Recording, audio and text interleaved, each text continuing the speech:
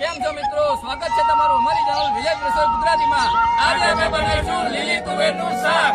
એ લીલી તુવેર હુકી તુવેર, લીલી તુવેર હુકી તુવેર, એના બાંધ્યા ભરા રે રેશમી રૂમાલ વાળા. સૌ પ્રથમ આપણે આ લીલી તુવેરને ફોલી લઈશું.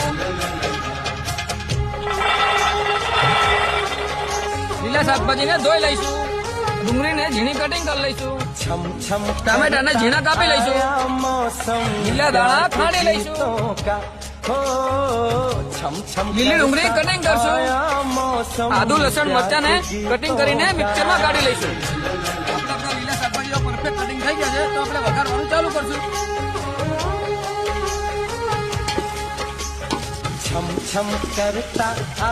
હવે નાખી દઈશું આપણે આ ખાંડેલી લીલી તુવેર. હવે એડ કરશું આપણે સૂકા બગડેલા મસાલા.